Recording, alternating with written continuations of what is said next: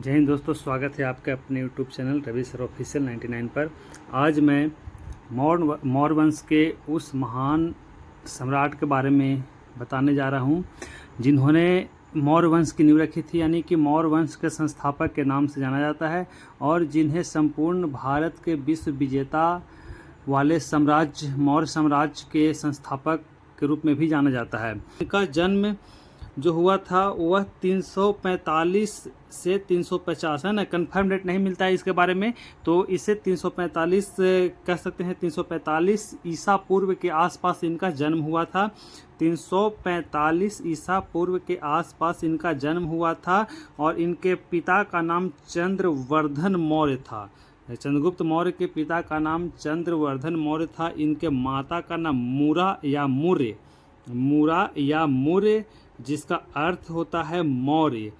तो देखिए, इसमें जितना भी जानकारी देंगे जो लिखा हुआ है वो तो है ही, और इसके अलावा भी हम जो बताते, इसके साथ जो मेन जो इम्पोर्टेंट क्वेश्चन है वो हम बताते चलेंगे जो आपके कई एग्जामों के लिए बहुत ज़रूरी है। चंद्रगुप्त मौर्य एक ऐसा टॉपिक है जो किसी भी एग्ज़ाम में, चाहे यूपीएससी, बीपीएससी, स्टेट का कोई भी एग्ज़ाम हो या फिर रेलवे का या डिफेंस का, सभी एग्ज़ामों में क्वेश्चन पूछता है और इसके बिना कोई भी एग्ज़ाम अधूरा है, तो इसीलिए इसको जानना बहुत ज़रूरी है। तो देखिए, इसके माता का नाम मूरा या मूर था जिसका अर्थ मौर्य होता है। इसके पिता का नाम चंद्रवर्धन मौर्य था और इनका जन्म लगभग 350, देखिए कहीं 350 मिलता है, कहीं 345 मिलता है, तो उसमें कन्फ्यूजन नहीं होना है। 345 ईसा पूर्व के आसपास हुआ था। इनके पत्नी का नाम यशोमती था। और यह जानकारी कि इनके पत्नी का नाम यशोमती था, यह जानकारी हमें बृहत कथा कोश के अनुसार से मिलती है। चंद्रगुप्त मौर्य ने 322 ईसा पूर्व में गद्दी पर बैठा था, और क्योंकि 322 ईसा पूर्व में बैठने से पहले उन्होंने सिकंदर को हराया। सिकंदर को मतलब वापस करने में सिकंदर के साथ इनका युद्ध नहीं हुआ था, लेकिन भारत से सिकंदर को वापस भेजने में चंद्रगुप्त मौर्य का बहुत ही अहम हाथ था, बहुत ही अहम योगदान था। और यह बचपन से ही एक विलक्षण प्रतिभा के धनी थे और इनमें एक राजा का जितने भी गुण होते हैं वह बचपन से ही कूट कूट कर भरा हुआ था। तभी तो चाणक्य ने इनकी विशेषता पहचानी थी और इन्हें एक वैश्य समुदाय से, वैश्य वंशज से इन्हें उठाकर एक राजा बनाया था। और इनके राज्यपाल थे वह पुष्पगुप्त थे और पुष्पगुप्त ने ही सुदर्शन झील का निर्माण करा था। देखिए, ऐसे भी क्वेश्चन आ जाता है कि सुदर्शन झील का निर्माण किसने करा था, तो पुष्पगुप्त ने कराया था। पुष्पगुप्त जो थे वह चंद्रगुप्त मौर्य के राज्यपाल थे। तो चंद्रगुप्त मौर्य के राज्यपाल पुष्पगुप्त थे, तो इनके प्रधानमंत्री कौन थे? प्रधानमंत्री इनके गुरु चाणक्य थे, है ना। चंद्रगुप्त मौर्य जैन धर्म से संबंधित थे। इन्होंने जैन धर्म को माना था और जैन धर्म की शिक्षा यह भद्रबाहु से लिए थे, यानी कि जैन धर्म का जो गुरु हैं चंद्रगुप्त मौर्य के, वो कौन थे? भद्रबाहु थे। अब देखिए, चंद्रगुप्त मौर्य जब राजा बने तो इन्होंने कई संप्रदाय को जीता, कई साम्राज्य को जीता, जिसमें से दक्षिण भारत का विजय और बंगाल का विजय बहुत ज़रूरी है जानना, क्योंकि उस समय दक्षिण भारत में एक ऐसा मजबूत साम्राज्य चलता था और बंगाल में भी उन्होंने अपना आधिपत्य कायम किया।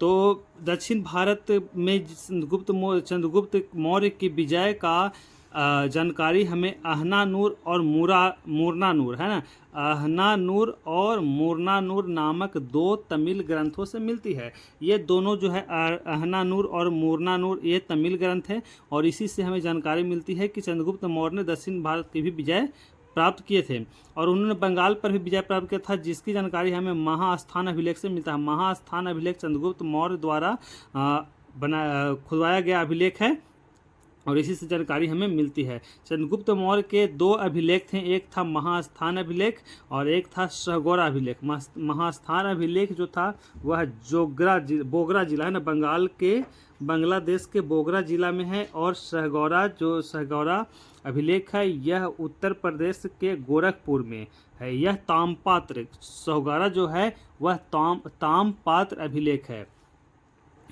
चंद्रगुप्त मौर्य ने सेल्यूकस निकेटर को भी पराजित किया था। सेल्यूकस निकेटर वही था जो सिकंदर का सेनापति था। सिकंदर जब भारत से वापस जा रहा था तो उस समय उसके जितने भी जीते हुए प्रदेश थे वहाँ पर उन्होंने अपने सेनापति को सौंप कर वापस जा रहा था। उसमें से एक था सेल्यूकस निकेटर, जिन्होंने अपने साम्राज्य के विस्तार के लिए चंद्रगुप्त मौर्य से भिड़ गया और चंद्रगुप्त मौर्य ने उन्हें पराजित किया। पराजित करने के बाद जब सेल्यूकस निकेटर चंद्रगुप्त मौर्य से पराजित हुआ तो इन्होंने अपनी बेटी हेलेना की शादी चंद्रगुप्त मौर्य से कर दी और जिसके सम्मान में चंद्रगुप्त मौर्य ने इन्हें 500 हाथी गिफ्ट दिए थे, मतलब उपहार स्वरूप। किन्हें? सेल्यूकस निकेटर को चंद्रगुप्त मौर्य ने 500 हाथी उपहार स्वरूप गिफ्ट किए थे।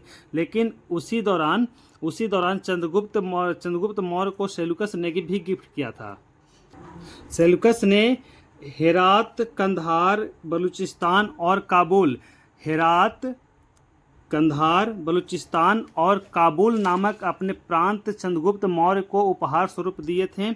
और सेल्यूकस का एक राजदूत था जिसका नाम था मेगास्थनीज। यह भी चंद्रगुप्त मौर्य के राज दरबार में रहता था। और मेगास्थनीज से एक संबंधित क्वेश्चन जो बहुत इंपॉर्टेंट है कि इन्होंने इंडिका नामक पुस्तक लिखी थी। कौन लिखी थी? तो मेगास्थनीज ने इंडिका नामक पुस्तक लिखी थी, जो बहुत इंपॉर्टेंट है, कई एग्जाम में पूछता है। देखिए, ऐसे तो चंद्रगुप्त मौर्य से जितना भी क्वेश्चन अभी तक मैं बताया हूँ, चाहे वह बोलकर या फिर लिखित, जितने भी क्वेश्चन है सभी कई एग्जाम में पूछा हुआ है, सभी क्वेश्चन बहुत इंपॉर्टेंट है।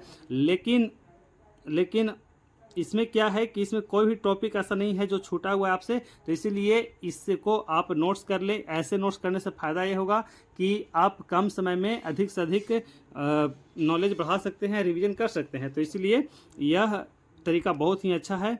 अब देखिए, यहाँ तक तो हो गया। अब चंद्रगुप्त मौर्य की मृत्यु जो होती है वह श्रवण बेलगोला में होती है। श्रवण बेलगोला कहाँ है? तो कर्नाटक में स्थित है। और यह उनके उपवास के द्वारा होता है। उपवास के द्वारा कहने का मतलब है कि चंद्रगुप्त मौर्य जब अपने वृद्ध अवस्था में आए थे तो इन्होंने उपवास ग्रहण कर लिया और अपने जीवन को त्यागने का प्रण लिया। यानी कि उपवास के दौरान जब इनकी मृत्यु हुई तो इसे जैन धर्म में संलेखना या संथारा के नाम से जाना जाता है।